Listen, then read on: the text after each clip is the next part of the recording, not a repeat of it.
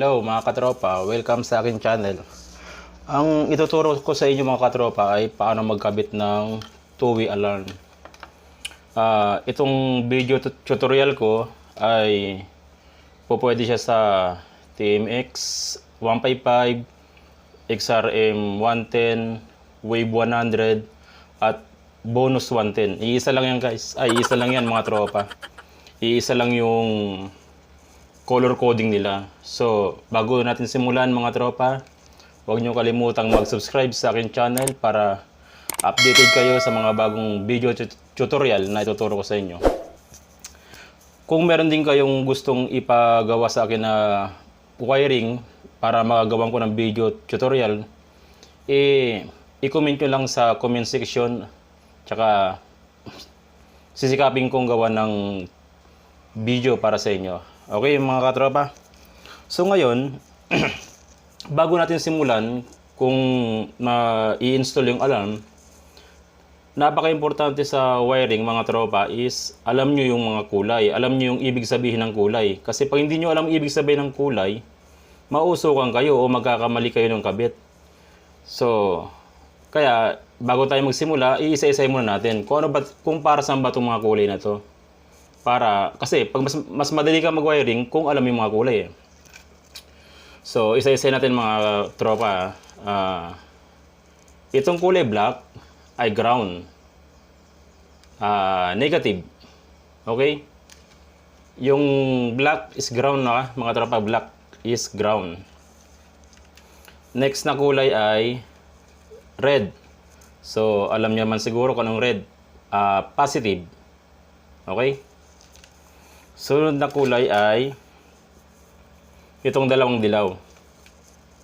Itong dalawang dilaw nito ay sa signal light ng left tsaka right.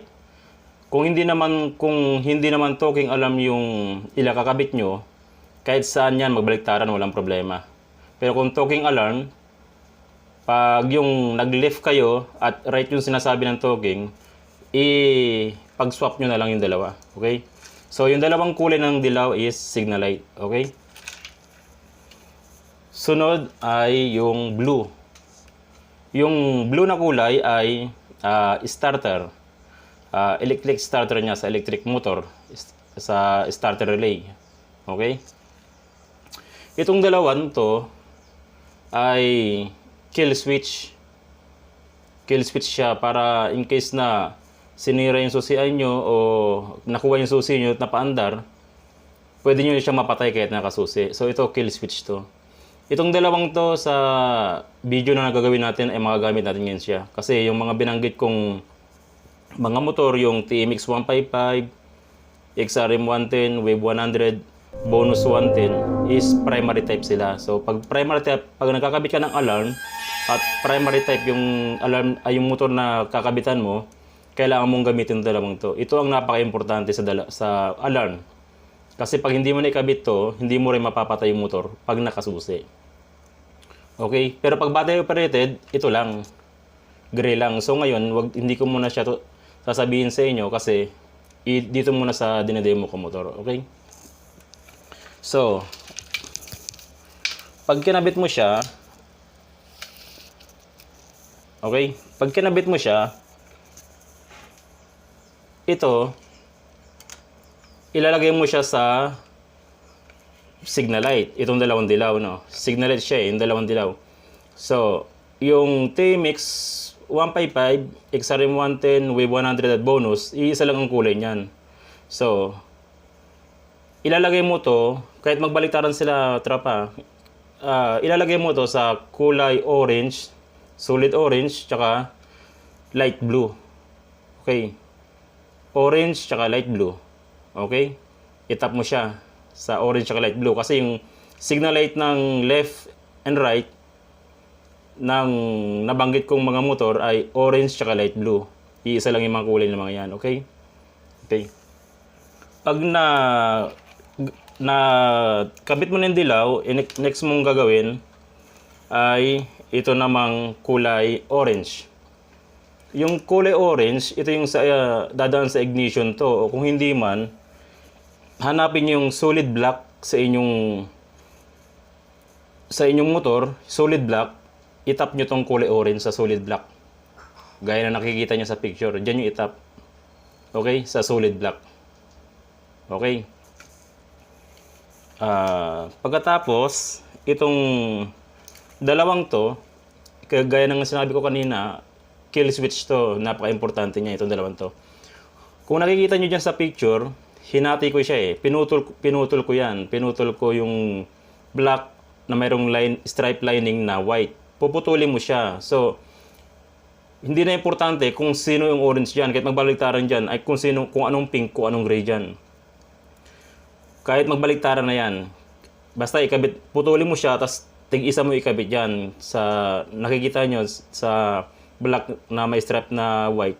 Pinutol ko siya, tapos ikabit mo yung pink tsaka gray. Kahit magbaliktaran siya, okay lang. Okay, kasi kill switch yan eh. Napaka-importante yan. Kill switch to. So, pag natapos mo na yan, ang natitira nating kulay na lang ay black, red, tsaka blue. Oh. Itong blue, ikakabit mo siya mamaya ko nang talakayan yung blue kasi may modification tayo eh. Pero sa TMX 155 pala, hindi mo na kailangan ito ikabit kasi wala namang starter yung TMX 155. So, ibakante mo na yung mga tropa. So, mamaya natin talakayin to kasi medyo, yung iba kasi, naglalagay sila ng alarm sa mga motor nila, hindi nila napapagana yung starter. Kasi, sige, sabihin ko na. Kasi, yung supply ng alarm, itong blue, is live. Live siya, positive. Ang supply ng starter natin sa Wave 100, Bonus 110 at XRM 110 ay ground. So, ganito. Pwede kayong gumamit ng relay. Or kung ayaw nyo gumastos, pwede rin nating i-modify na hindi nagagamit ng relay. Napakasimple lang. Itong blue, itap nyo sa kulay na to. Sa dilaw na mayroong lining na red. Okay? Itap nyo to sa dilaw na mayroong lining na red. Pero, dalawang klase yang dyan eh. Sa motor, mayroong dalawang klase yan. Dalawang klase na dilaw na mayroong strip line na red. Yung isa galing ng cambio. Yung isa, yung sa starter yung hanapin natin. Pero mas safe kung pumunta kayo mismo dun sa starter at hanapin nyo doon yung dilaw na mayroong lining na red. Itap nyo siya doon. Gaya yung nakikita nyo sa picture. Yan, dyan nyo ilagay. Okay? Pag nailagay nyo na dyan, merong kunting modification. Kasi, i-reverse natin yung supply niya. Kaya nga sabi ko sa inyo, ground yung supply nung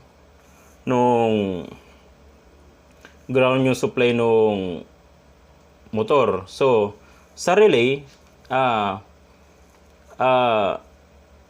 kailangan mo siyang, kung nakikita nyo sa picture, sa picture na yan, yung dinademo ko sa picture, yung ground na mayroong red, yung yellow na mayroong red, huwag nyo nang gagalawin yan. Pero yung solid black, putulin nyo yan, tapos, pag naputol nyo, itap nyo dyan sa kahit anong solid green o body ground, basta magkaroon siya ng ground. Yung solid black, itap nyo dun sa solid green o body ground, para magkaroon siya ng ground. Okay? Kaya ang mangyayari nun, live na yung supply niya.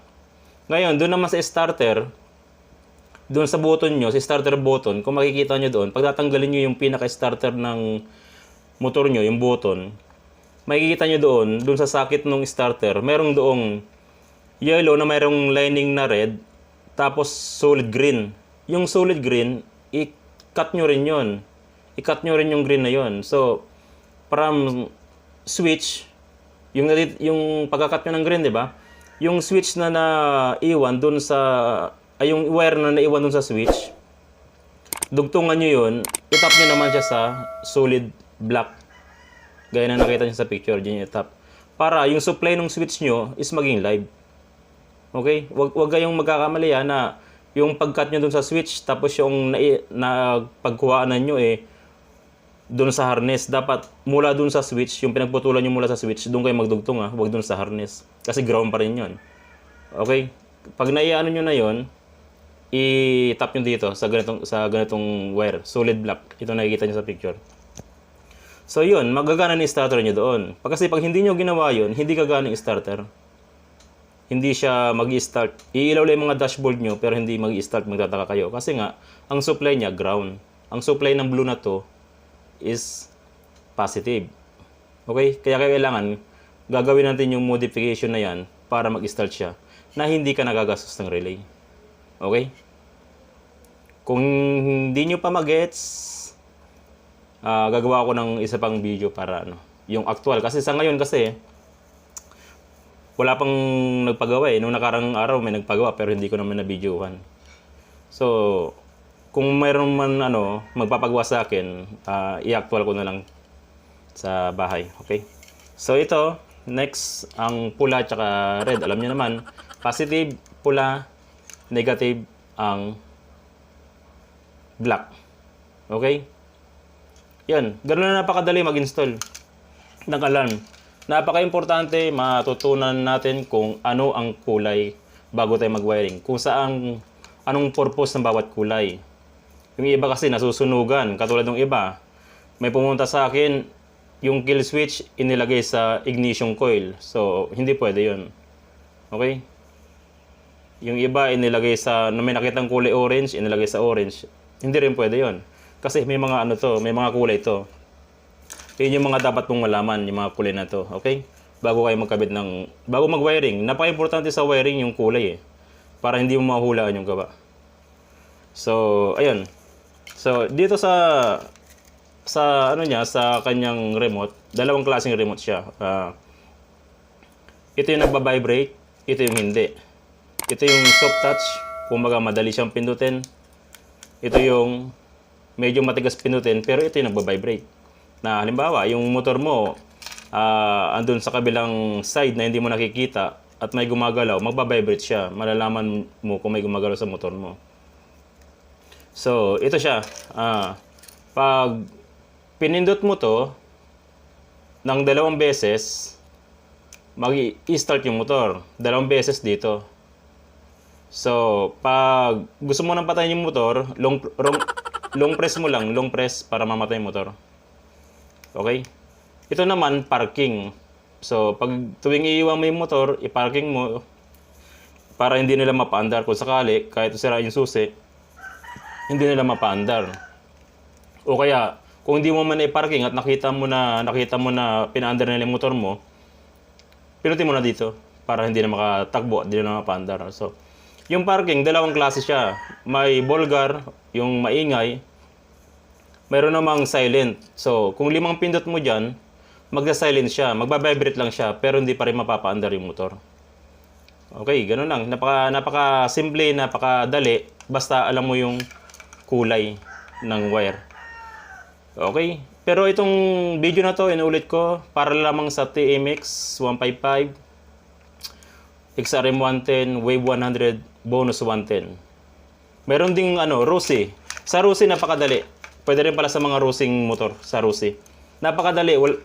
Gaya na sinabi ko sa inyo kanina, itong blue, positive niya. Ang supply ng blue is positive. Kung sa Rusi nyo gagamitin to, yung Rusi na parang Wave 100 ang style niya. Kung sa Rusi nyo gagamitin to, napakadali. Wala na kayong modification. Kung ano yung sinabi ko sa inyo, yun lang, tap na kayo ng tap. Maliban dun sa mga ibang sabi kong motor, kailangan nyo mag-modify ng starter. Pero sa Rusi, kung ano yung demo ko ngayon, yun na yun. Wala na kayong modify. Yung starter, ikabit nyo dun sa ganong kulay na yung yellow na red, ang strip lining na red o yellow red. Yun na, itap mo na yun. Start na kagad yan. Okay? So, yun lang tropa. Pag gusto nyo pa uli ng mga bagong video, kung paano magkabit, paano mag-pull wave, paano, kung lahat. I-comment nyo lang yung mga video na gusto nyo ipagawa sa akin para ipaliwanag natin na maayos. O kung gusto nyo ba, pasensya na kung hindi pa masyadong maano yung pagpapaliwanag ko. Pero sana naintindihan nyo. At huwag nyo lang kalimutang mag-subscribe sa channel ko para may update ko kayo sa mga bagong video tutorial. Kahit yung mga napakasimpleng bagay, paano gawin to, paano ganyan, i-share ko na rin para alam mo yung mga basic na pagwa-wiring gagawin ko na rin ng video para at least may guide. Yung mga iba sa atin alam na mag-wiring. Pero yung mga iba, zero knowledge, huwag niyong kalimutan mag-subscribe para sa mga zero knowledge sa wiring. Gawin yung guide to para at least yung motor nyo, meron kayong first aid ika nga sa motor. Okay, yun lang at salamat. Sana supportahan nyo yung channel ko at subscribe kayo. Okay? Thumbs up!